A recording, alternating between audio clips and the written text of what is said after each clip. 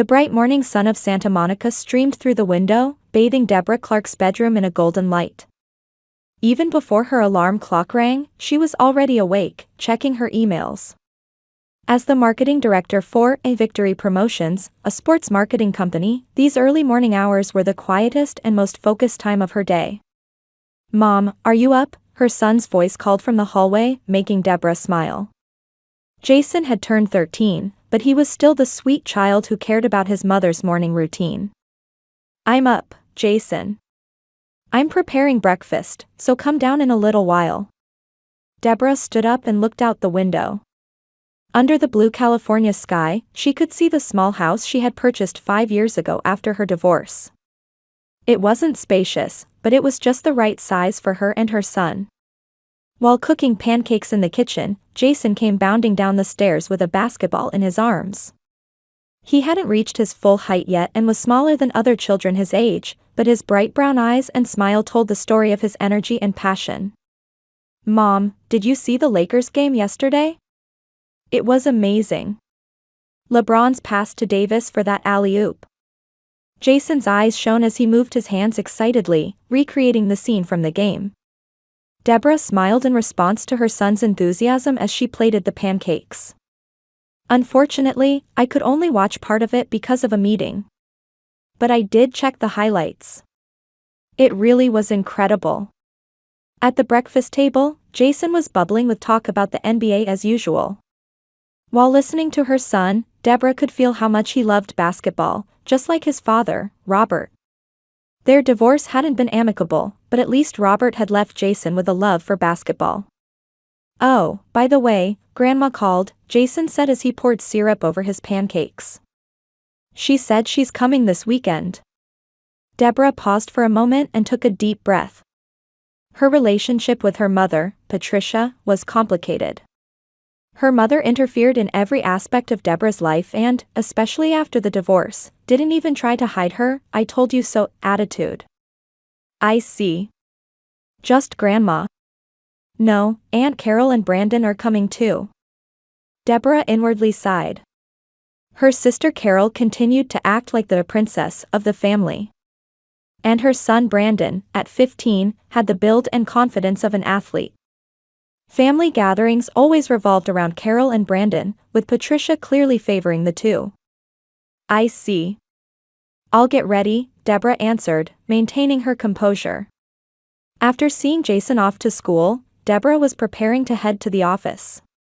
As she fixed her hair in front of the mirror, thinking about the upcoming family visit, the familiar tension spread through her chest. Whenever her mother and sister visited, her choices and lifestyle became targets for criticism. She was often compared to Carol's perfect life. Her phone rang, and looking at the screen, she saw it was an email from a client. Deborah switched to professional mode and began her reply. At least in her work, she had confidence. After studying sports management in college and making continued efforts after her divorce, she had become a recognized figure in the industry. Deborah whispered to herself in the mirror, as if reminding herself, "Let's get through today." That afternoon, after finishing a meeting at the office, Deborah received a message from the Lakers' public relations department, one of her clients. It was an offer to give her VIP tickets to next week's NBA Finals as a token of appreciation for her work. It even included access to a player meet-and-greet event that was normally impossible to get. Deborah's heart raced. She could imagine how thrilled Jason would be. In fact, she already had an additional ticket, but she was keeping it a secret. She was planning to save the other ticket for Jason's best friend. It would be a great opportunity to deepen their friendship. When she got home, Jason had already finished his homework and was playing a basketball video game. He paused the game when he noticed Deborah had good news. "What happened?" "Something good." Deborah smiled and pulled the NBA Finals tickets from her bag. "What do you think these are?" Jason's eyes widened, and a look of disbelief crossed his face. "No way. NBA Finals. Are these real?" "They're a gift from a client. VIP seats and we get to meet the players." Jason jumped up and threw himself at his mother. "Mom, this is the best. I've been wanting to go forever. Deborah hugged him back. This is what she had been working hard for. The next afternoon, the doorbell suddenly rang. Patricia and Carol had arrived a day early.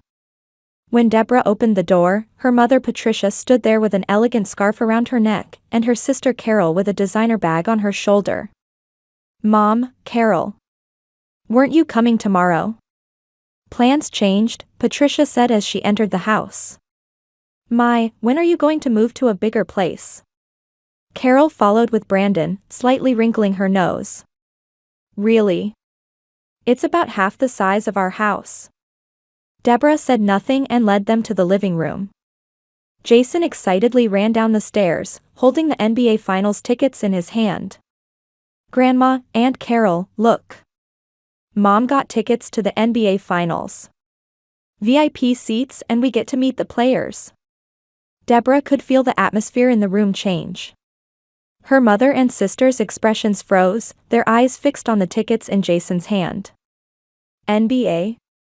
Isn't that violent sport too much for a child his age? Patricia stared at Jason. Deborah frowned. Mom, the NBA isn't a violent sport. And Jason is 13. That's plenty old enough. Carol snorted. But what would such a small child understand about the NBA? She placed her hand on Brandon's shoulder. Brandon is already the star of his school's basketball team. Isn't that right, Brandon?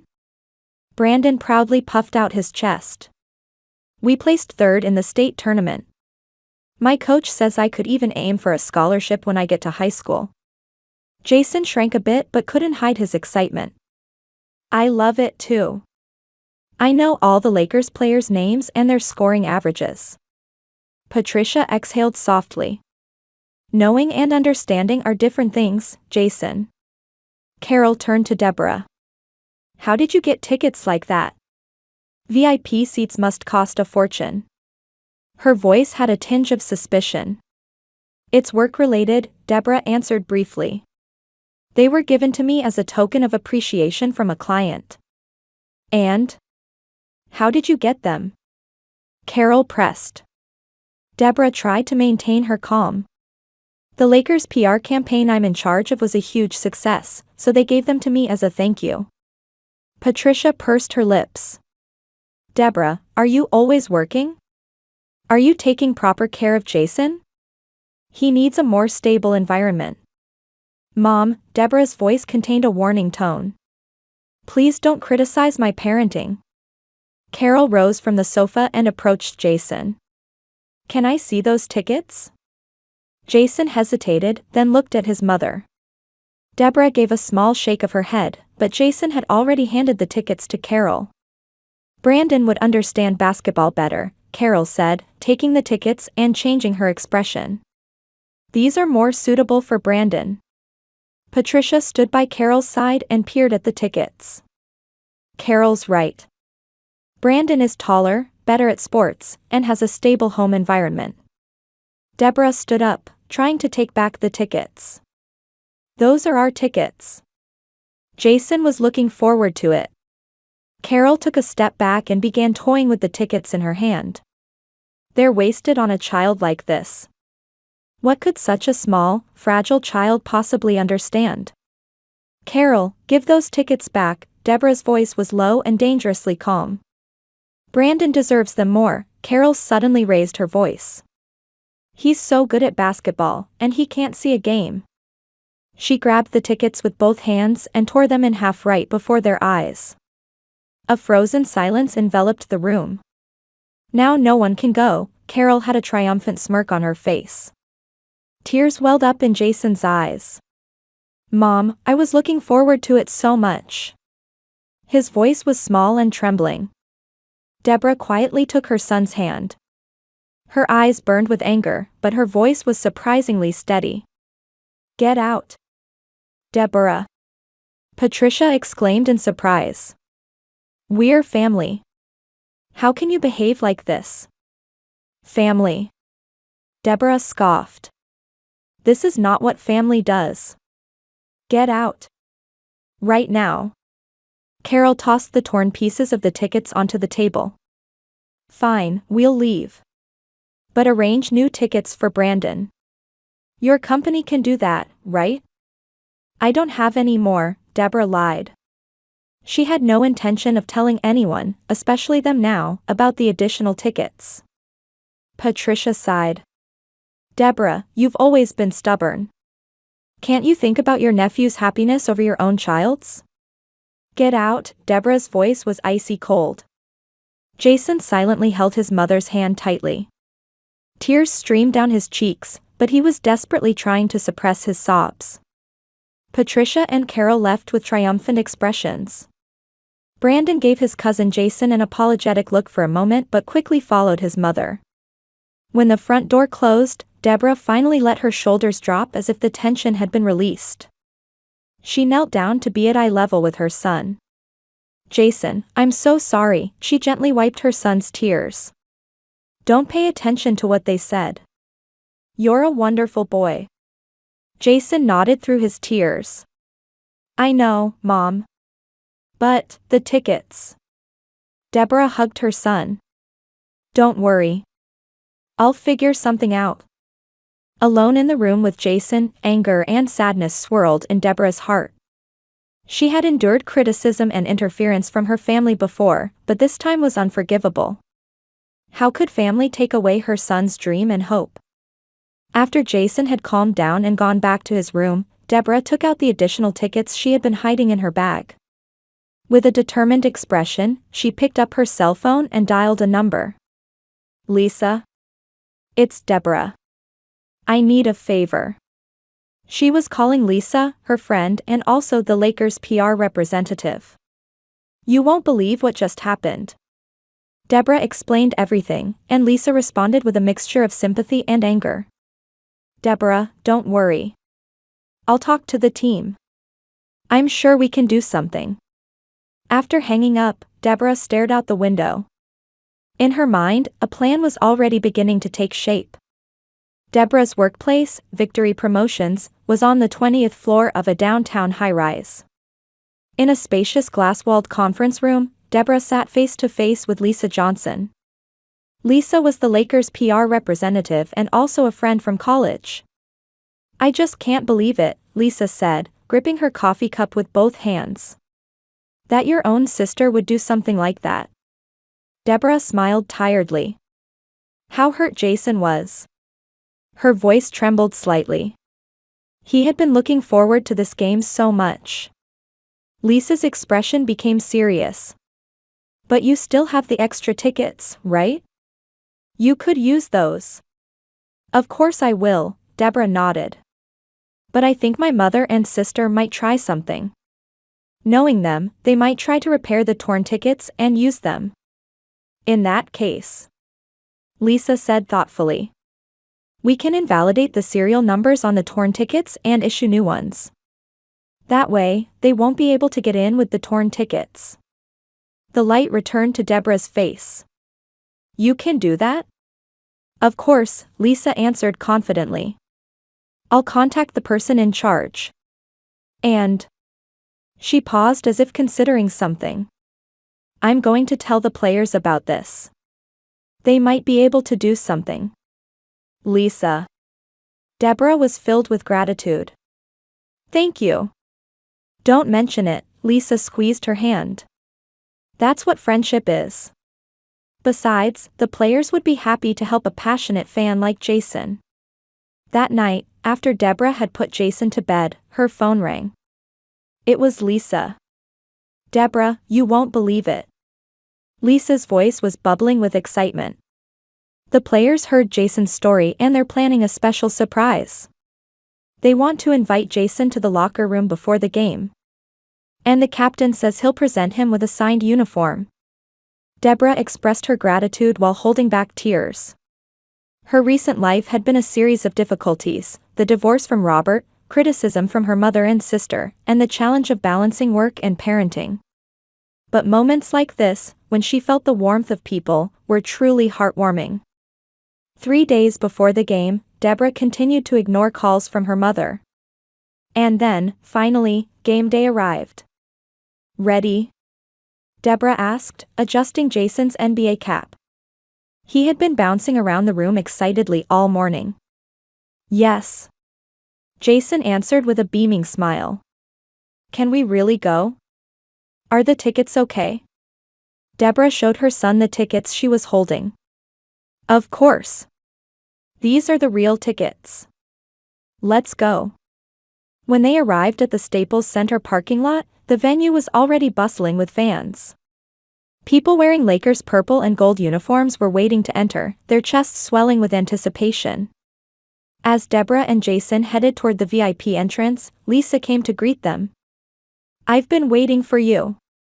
She hugged them both with a smile. We've made special preparations. I really appreciate it, Lisa. Deborah patted her friend's shoulder lightly. Lisa began to guide them to the VIP area. Just then, Deborah's cell phone rang, and her mother's name was displayed on the screen. She ignored the call at first, but it immediately started ringing again. It might be something important. Deborah reluctantly answered the phone. Hello? Deborah. Patricia's voice was mixed with anger and panic. What is going on? We can't get in. What do you mean? Deborah replied calmly. You know what I'm talking about. The tickets. We carefully repaired the torn tickets, but the attendant says they're invalid. Deborah felt a moment of satisfaction. Lisa's plan had worked. Oh, really? That's too bad. Deborah. Now it was Carol's voice. She had apparently snatched the phone from their mother. What are you going to do about this? Brandon is crying. Is that so? My son was crying too. When you tore up the tickets, Deborah's voice was cold. After a moment of silence, Carol's voice was trembling. Deborah, please. I had those tickets invalidated, Deborah said matter-of-factly. I thought you might try something. I had the real tickets separately.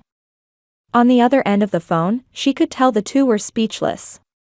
Patricia took the phone again. Her voice sounded weaker than Deborah had ever heard it. Deborah, please, we were wrong. We've been wrong all along, Patricia continued. Not respecting your choices, always favoring Carol. I'm truly sorry. Brandon was really looking forward to it. Carol's voice came from a distance. Please at least let Brandon in. I'm really sorry. Deborah thought for a moment and looked at Lisa, who was approaching to say something. Wait outside, Deborah said. Meet me at the west entrance in 30 minutes. Really? Patricia's voice was full of hope. Thank you, Deborah. Thank you. After hanging up, Deborah turned to Lisa. Is there a way to let them in? Lisa smiled. Actually, the players anticipated this. They had prepared another set of passes. But... She hesitated. Are you really forgiving them? Deborah took a deep breath. I'm not forgiving them. But this is something I want to show my son. The difference between forgiveness and choosing the high road. Jason had been silently listening to his mother's conversation. His eyes reflected a mix of confusion and expectation. Mom, are Grandma and the others really coming? He asked in a small voice. Yes, Deborah stroked her son's head. Sometimes people make mistakes, but when they sincerely apologize, it's important to give them another chance. 30 minutes later, Deborah and Lisa headed to the west entrance. There stood Patricia, Carol, and Brandon with dejected expressions. Brandon's eyes were red and swollen, clearly showing he had been crying. Deborah. Patricia stepped forward. I'm truly sorry. Carol also bowed her head. My behavior was unforgivable. Tearing up Jason's tickets and saying such horrible things. I'm really sorry. Surprisingly, Brandon suddenly raised his voice toward his mother. Why couldn't you do this from the beginning? Tearing up Jason's tickets was terrible. His voice was mixed with anger and shame. Carol seemed surprised by her son's outburst and was at a loss for words. Patricia likewise had a complex expression on her face. After staring at the two of them for a moment, Deborah quietly said, "It's important that you've acknowledged your mistakes. Brandon can't enter." Lisa called a staff member and handed Brandon a special pass. "This pass will also allow you to participate in the player meet and greet," she explained. "But what about us?" Carol asked. "You two wait in the VIP lounge," Deborah answered calmly. "Don't interfere with the children's time with the players." Patricia and Carol nodded, repeating words of gratitude. When Deborah, Jason, and Brandon were escorted to the special backstage area, the players welcomed them. The captain smiled at Jason and handed him a signed ball. "I heard your story," he said to Jason. "A true fan isn't measured by height, but by what's in here." He pointed to his heart. Jason's eyes were shining. Brandon was equally excited but kept glancing at his cousin as if wanting to say something. "Jason," Brandon said quietly. "I'm sorry. I couldn't stop my mom when she said those things." Jason shrugged. "Don't worry about it," he smiled. "Let's have the best time today, the two of us." Brandon nodded happily. Before the game started, the players invited Jason and Brandon onto the court and gave them a special shooting practice session. The two boys were having an experience they would never forget. Sitting in the stands, Deborah still felt anger toward her mother and sister, but also a sense of satisfaction. Today, her son was not only watching a fantastic game but also learning an important life lesson. As game time approached, the stadium filled with cheers and excitement. Seeing her son smile, Deborah felt that everything had been worth it for this moment. The game was a breathtaking nail-biter. In the final quarter, with just 10 seconds remaining, the Lakers hit a three-pointer to take the lead, and the entire stadium erupted in cheers. Jason and Brandon jumped up in excitement, giving each other high fives.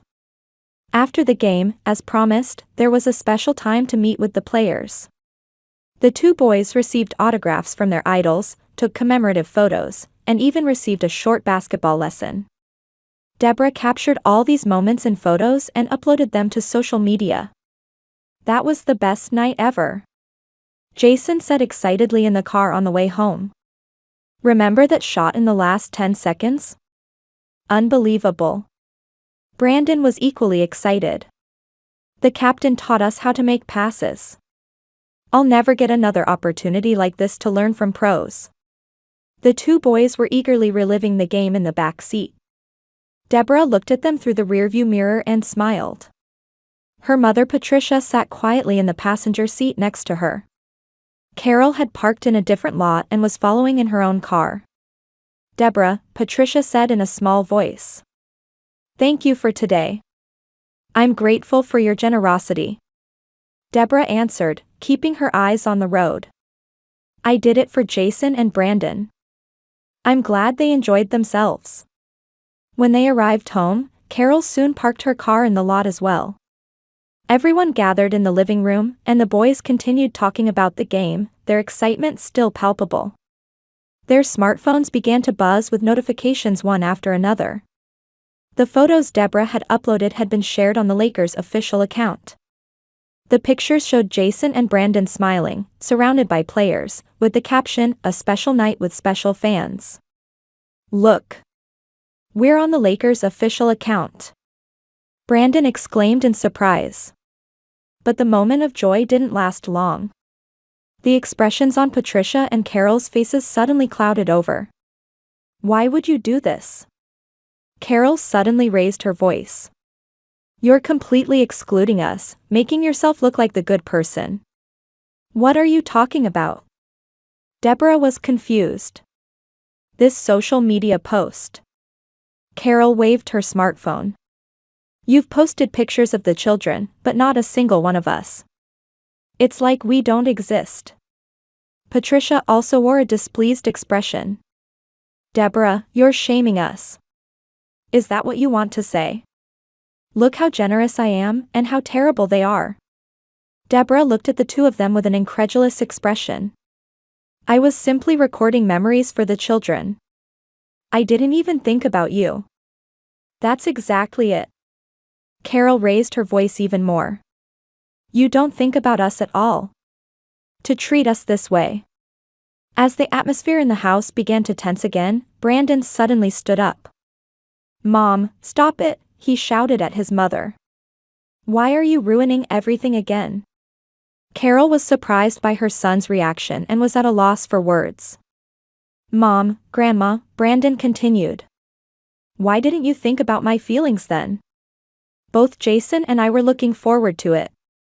Tears glistened in his eyes. The room fell silent. Deborah said quietly, I never thought I would be treated this way by family for tickets I received from a client. Her voice was calm, but behind it was years of pain. My efforts and achievements have always been minimized, and I've always been told Carol is better.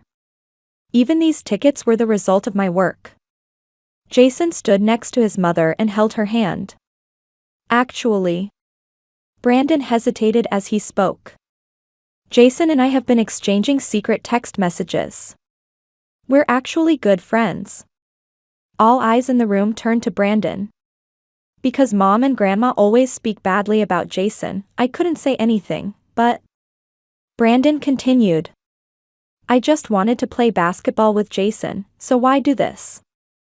His voice trembled, and tears spilled from his eyes.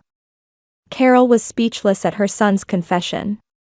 Patricia likewise sat deeply sunken into the sofa. I'm truly sorry, Carol said slowly, this time in a sincere voice. I was jealous. Deborah has always been strong, forging her own path. I've always relied on Mother. Patricia looked up. Tears were in her eyes. I've treated you unfairly. I was too protective of Carol and took Deborah's strength for granted. Blood ties alone don't make a family, Deborah said quietly. Respecting and loving each other is what makes a family bond. As the night went on, a gentle atmosphere unlike any before flowed through the living room. Even after the children had gone to sleep, the adults opened their hearts and talked sincerely for the first time in a long while. Patricia acknowledged her mistakes, and Carol honestly confessed her jealousy and anxiety. Deborah also tried to understand their feelings. It would take time to fully repair the damaged relationships. But it was certain that, on this night, the first step had been taken. As Deborah lay in bed, she reflected on the day. The children's smiles, the confrontation and slight reconciliation with her mother and sister. And above all, the important lesson she had been able to convey to her son. Life is sometimes unfair, and people make mistakes. But being able to choose the high road and show the strength of forgiveness was a significant growth for her as well. A month passed, and the early summer sunshine of Santa Monica brightly illuminated Deborah's garden. The aroma of smoke rising from the barbecue grill hung in the air, and Jason and Brandon ran around the garden with basketballs in hand. Nice shot. Brandon called out to Jason. In this month, the relationship between the cousins had changed remarkably. They no longer needed to contact each other in secret and frequently visited each other's homes on weekends. Deborah watched from the terrace while pouring lemonade. Her mother Patricia sat beside her. Patricia's attitude had also changed. She respected her daughter's choices and genuinely listened to Deborah's words. Deborah, Patricia said quietly. The son you've raised is wonderful. I just hadn't seen it. Deborah smiled. Her relationship with her mother hadn't become perfect overnight, but there were clear signs of improvement. Thank you, Mom. On the opposite side of the garden, Carol was in charge of the grill. She had begun weekly sessions with a counselor. It wasn't easy to confront the roots of her sense of entitlement and anxiety, but she was making an effort. Her relationship with Brandon was also gradually becoming healthier. Dinner's ready. Carol called out. The arrogance had disappeared from her voice, replaced by gentleness. During the meal, Deborah talked about her work. Her contract with the NBA had expanded further, and her career had reached new heights. And more than anything, she felt that by overcoming this difficulty, she had been able to show her son an important lesson. I received tickets for next season's opening game, Deborah said at the end of the meal. Let's all go as a family this time. A bright atmosphere spread through the room. Patricia nodded happily, and Carol showed a grateful smile. The children jumped up from their seats in excitement. That night, alone, Deborah went out to the garden and looked up at the starry sky. The pain she had carried for years wasn't completely healed yet, but she was certainly walking the path of healing. She had learned that her strength lay not only in her ability to face difficulties but also in her capacity to forgive and love. The next morning, as Deborah was preparing for work, Jason approached her. "Mom, yesterday was so much fun," he said. "Grandma and Aunt Carol have changed, haven't they?" Deborah gently stroked her son's hair. "People can change, Jason. But it takes time, and it's important for them to decide to change themselves." "Have we become a real family?" Jason asked with a serious expression. "A real family is one that overcomes difficulties and grows together," Deborah smiled softly. "We're just beginning to learn that." The morning sun streaming through the window bathed the room in gold, heralding the start of a new day. Deborah hugged Jason, quietly hoping that their new family story would take another step forward from here.